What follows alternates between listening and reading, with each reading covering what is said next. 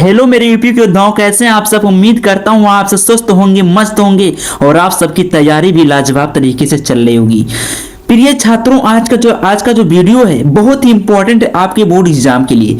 जो भी छात्र जिसका भी जो है 2026 में शिक्षा शास्त्र का विषय लिए हैं उनके लिए तो बहुत ही महत्वपूर्ण है ये वीडियो, क्योंकि आज के इस वीडियो में हम बताएंगे शिक्षा शास्त्र का एक वायरल पेपर जिसके सारे के सारे क्वेश्चन वायरल हैं और बहुत ही महत्वपूर्ण है, जो आपके बोर्ड एग्जाम में 100% चांसेस हैं पूछे जाने के। उन सारे क्वेश्चन को मैं लेकर के एक मॉडल पेपर तैयार किया हूं, जिसका सारा का सारा सोल्यूशन आज के इस वीडियो में बताऊंगा। तो आप सभी इस वीडियो को लास्ट तक जरूर देखें। चलिए वीडियो को स्टार्ट करते हैं। देखिए, इस पेपर का कोड है 327 CW 2026 क्लास 12 के छात्रों के लिए शिक्षा शास्त्र। पूर्णांक इसका 100 नंबर का, 100 में 100 नंबर की पूरी तैयारी कराऊंगा आज के इस वीडियो में। चलिए वीडियो को स्टार्ट करते हैं। सबसे पहले आपको देखने को मिलेगा बहुविकल्पीय प्रश्न। बहुविकल्पीय प्रश्न कह रहा प्रत्येक प्रश्न खंड में उत्तर के 4 विकल्प दिए गए हैं, जिनमें से केवल एक उत्तर सही है और सही उत्तर अपनी उत्तर पुस्तिका में लिखिए। देखिए, पहला का जो क्वेश्चन है वो कह रहा है मकतबों में किस स्तर की शिक्षा प्रदान की जाती है। मकतबों में किस स्तर की शिक्षा प्रदान की जाती है। ऑप्शन फर्स्ट है प्राथमिक स्तर, ऑप्शन सेकंड है माध्यमिक स्तर, ऑप्शन थर्ड है उच्च स्तर और ऑप्शन फोर्थ है तकनीकी स्तर। तो इसका जो राइट ऑप्शन है option first is correct option, प्राथमिक स्तर पर शिक्षा मकतबों में कराई जाती है। चलिए आगे बढ़ते हैं। अगला क्वेश्चन है बनारस हिंदू विश्वविद्यालय के संस्थापक थे। बनारस हिंदू विश्वविद्यालय के संस्थापक थे। ऑप्शन फर्स्ट है पंडित मदन मोहन मालवीय, ऑप्शन सेकंड है महात्मा गांधी, ऑप्शन थर्ड है रविंद्रनाथ टैगोर, ऑप्शन फोर्थ है इनमें से कोई नहीं। तो इसका जो राइट ऑप्शन है option first is correct option, Pandit Madan Mohan Malaviya इसके राइट ऑप्शन है। चलिए आगे बढ़ते हैं। अगला क्वेश्चन है भारत में शैक्षिक स्तर के निम्न होने का कारण है। भारत में शैक्षिक स्तर के निम्न होने का कारण है। ऑप्शन फर्स्ट अप्रशिक्षित शिक्षक, ऑप्शन सेकंड विद्यालयों में सुविधाओं का अभाव, ऑप्शन थर्ड उपयुक्त शिक्षण सामग्री का अभाव, ऑप्शन फोर्थ इनमें से सभी। जिसका जो राइट ऑप्शन है option fourth is correct option, इनमें से सभी इसका राइट ऑप्शन हो जाएगा। चलिए आगे बढ़ते हैं। अगला क्वेश्चन है निम्न में से कौन मानसिक रूप से स्वस्थ व्यक्ति की विशेषता नहीं है। निम्न में से कौन मानसिक रूप से स्वस्थ व्यक्ति की विशेषता नहीं है। ऑप्शन सेकंड निश्चित जीवन दर्शन, ऑप्शन सेकंड समायोजन की योग्यता, ऑप्शन थर्ड मानसिक द्वंद्व, ऑप्शन फोर्थ आत्मविश्वास। तो इसका जो राइट ऑप्शन है option third is correct option, मानसिक द्वंद्व। मानसिक द्वंद्व इसका जो है राइट ऑप्शन है, मानसिक द्वंद्व इसका राइट ऑप्शन है। चलिए आगे बढ़ते हैं। अगला क्वेश्चन है मैकडूगल के अनुसार मूल प्रवृत्तियों की संख्या है। मूल प्रवृत्तियों की संख्या है, इसका है ऑप्शन फर्स्ट है 10, ऑप्शन सेकंड है 14, ऑप्शन थर्ड है 8, ऑप्शन फोर्थ है 12। इसका जो राइट ऑप्शन है option second is correct option, 14 इसका राइट ऑप्शन है। चलिए आगे बढ़ते हैं। चलिए नेक्स्ट क्वेश्चन है निश्चित उत्तरीय प्रश्न। निश्चित उत्तरीय प्रश्न देखिए, क्वेश्चन नंबर 2 है बिस्मिल्लाह रस्म का संबंध किस धर्म से है। बिस्मिल्लाह रस्म का संबंध किस धर्म से है। इसका उत्तर है इस्लाम धर्म से, इस्लाम धर्म से। चलिए अगला क्वेश्चन है शिक्षा के अधोमुखी छनाई सिद्धांत का विचार किसने दिया। इसका उत्तर है छनाई सिद्धांत लॉर्ड मैकाले के द्वारा प्रतिपादित किया गया था। ये इसका उत्तर है। अगला क्वेश्चन है भूकंप की तीव्रता का मापन किस स्केल पर होता है? इसका राइट उत्तर है, इसका राइट आंसर है रिएक्टर पैमाना पर। रिएक्टर पैमाना इसका सही उत्तर है। चलिए आगे बढ़ते हैं। अगला क्वेश्चन है कोहलर ने सीखने के किस सिद्धांत का प्रतिपादन किया? सीखने के किस सिद्धांत का प्रतिपादन किया? इसका उत्तर है जर्मन मनोवैज्ञानिक ओल्फ गैंग कोहलर ने अधिगम का अंतर्दृष्टि सिद्धांत प्रतिपादित किया।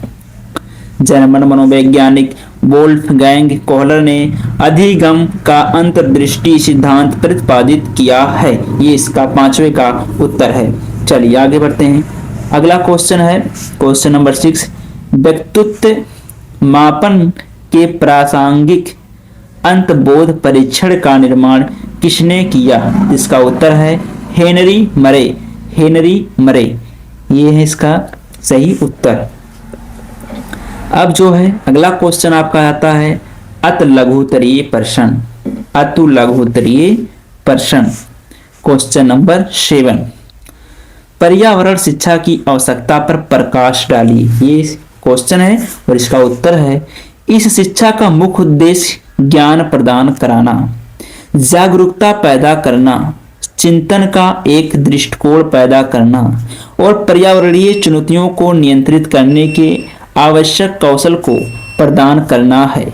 पर्यावरणीय शिक्षा को पर्यावरण की स्थिति का आंकलन करने में सक्षम होना चाहिए और पर्यावरण की क्षति का निवारण करने में अग्रणी भूमिका निभानी चाहिए। ये क्वेश्चन नंबर 7 का आंसर है।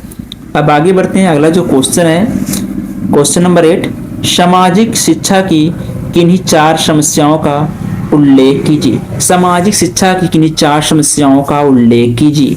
इसका उत्तर है शैक्षिक समस्याओं के स्रोत। हेडिंग है शैक्षिक समस्याओं के स्रोत। शिक्षा के प्रति पारिवारिक उदासीनता। दूसरा पॉइंट है स्वस्थ शैक्षिक वातावरण का ना होना। अगला पॉइंट है आर्थिक स्थिति सुदृढ़ ना होना, अनुशासनहीनता का होना, शिक्षा का रोजगार परक ना होना, शिक्षा के प्रति जागरूकता का ना होना, शिक्षा में अनावश्यक राजनीति हस्तक्षेप का होना, शिक्षा की उपादेयता का ना होना। ये है आपका क्वेश्चन नंबर 8 का आंसर। अब आगे बढ़ते हैं। अगला जो क्वेश्चन हमारा है क्वेश्चन नंबर 9, कह रहा बाढ़ के क्या कारण हैं स्पष्ट कीजिए। इसका उत्तर है बाढ़ के 3 मुख्य कारण प्राकृतिक कारण हैं जैसे भारी बारिश या हिमपात, मानव निर्मित कारण जैसे भूजल का अति पंपिंग और प्राकृतिक और मानव निर्मित कारणों का एक संयोजन। बाढ़ को पर्यावरणीय कारकों से भी बढ़ाया जा सकता है जैसे पर्यावरणीय कारकों से भी बचाया जा सकता है जैसे बांधों का निर्माण जो पानी की बहाव को अवरुद्ध करते हैं। ये था क्वेश्चन नंबर 9 का आंसर। अब आगे बढ़ते हैं। अगला जो क्वेश्चन है क्वेश्चन नंबर 10, छात्रों के मानसिक स्वास्थ्य को प्रभावित करने वाले किन्हीं 4 कारकों का वर्णन कीजिए। इसका उत्तर है घरेलू वातावरण, परिवार का विघटन, माता पिता का व्यवहार, निर्धनता, माता पिता द्वारा बच्चे से उच्च आदर्शों की पूर्ति की अपेक्षा, घर का अनुशासन, परिवार में तनाव इत्यादि बच्चे के मानसिक स्वास्थ्य को प्रभावित करने वाले महत्वपूर्ण कारक हैं। ये था क्वेश्चन नंबर 10 का आंसर।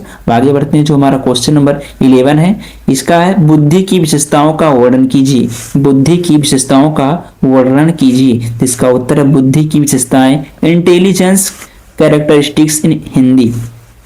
बुद्धि अनुभव के आधार पर सीखने की एक मानसिक योग्यता है। बुद्धि समस्याओं के समाधान खोजने में सहायक होती है। बुद्धि पर्यावरण के साथ सामंजस्य स्थापित करने वाली मानसिक योग्यता है। बुद्धि अमूर्त चिंतन एब्स्ट्रैक्ट थिंकिंग की योग्यता है। यह था क्वेश्चन नंबर 11 का आंसर। अब आपका आ गया क्वेश्चन नंबर 12।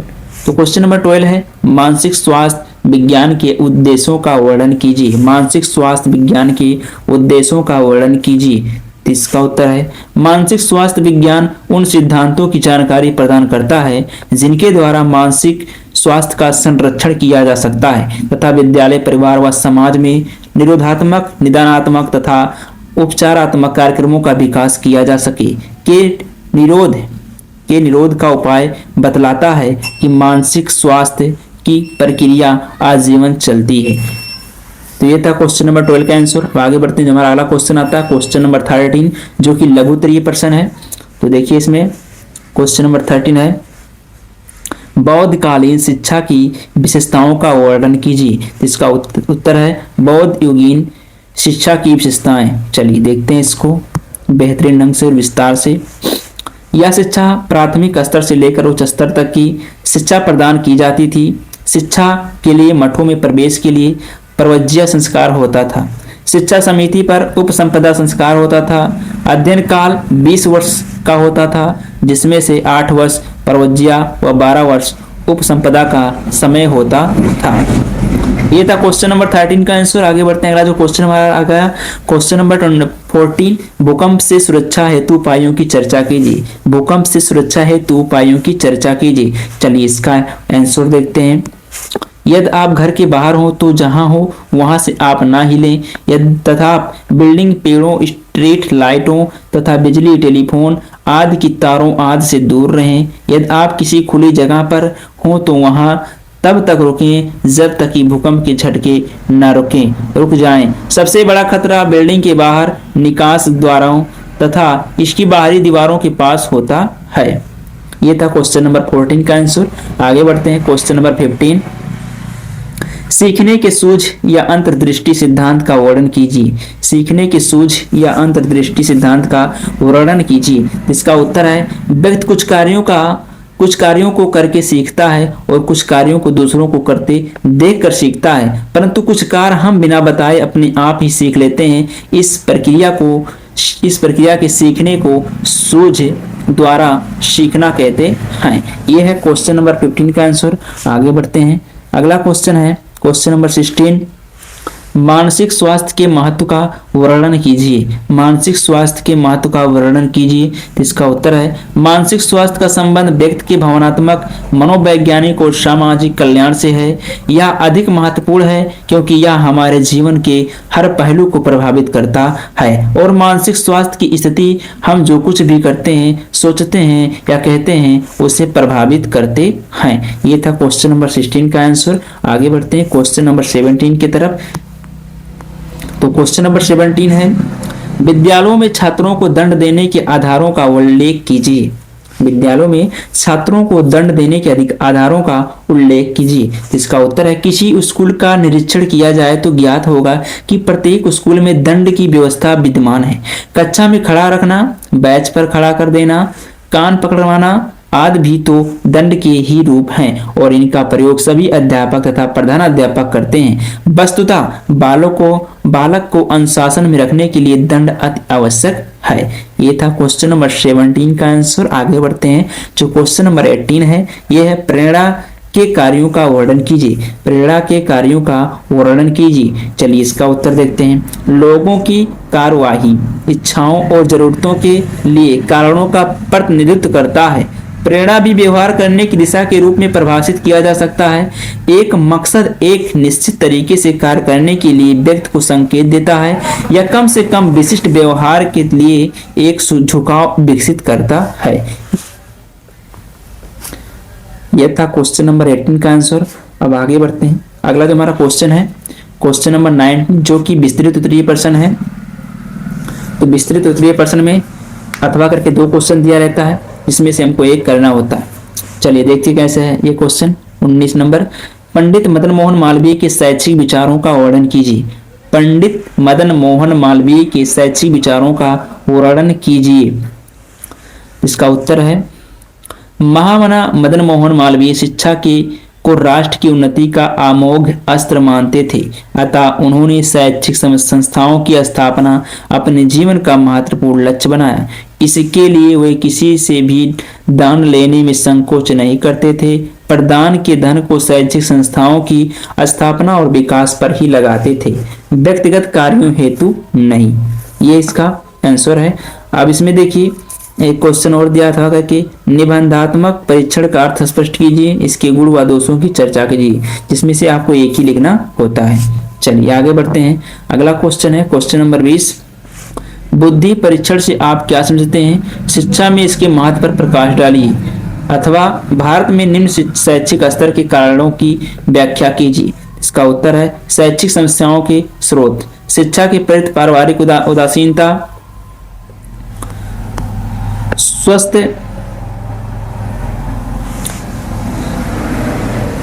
स्वस्थ शैक्षिक वातावरण का ना होना, आर्थिक स्थिति सुदृढ़ ना होना, अनुशासनहीनता का होना, शिक्षा का रोजगार परक ना होना,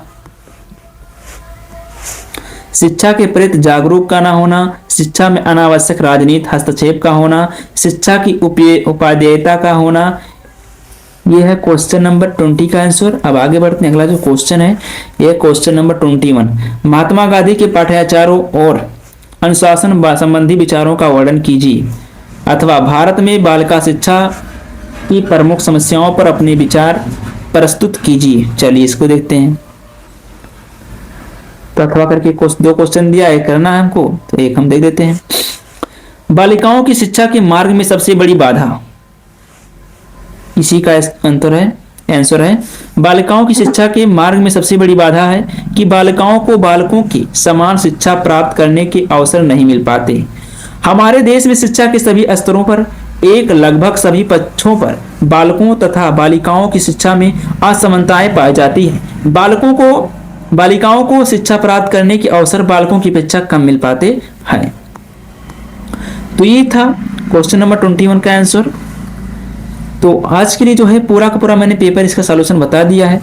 तो आज के लिए इतना ही, मिलते हैं नेक्स्ट वीडियो में। तब तक के लिए आप पढ़ते रहिए, मस्त रहिए, स्वस्थ रहिए। और आपको अगर वीडियो हमारा पसंद आए तो प्लीज़ लाइक कीजिए, शेयर करिए, सब्सक्राइब कीजिए और कमेंट करिए जिस भी टॉपिक पे आपको वीडियो चाहिए।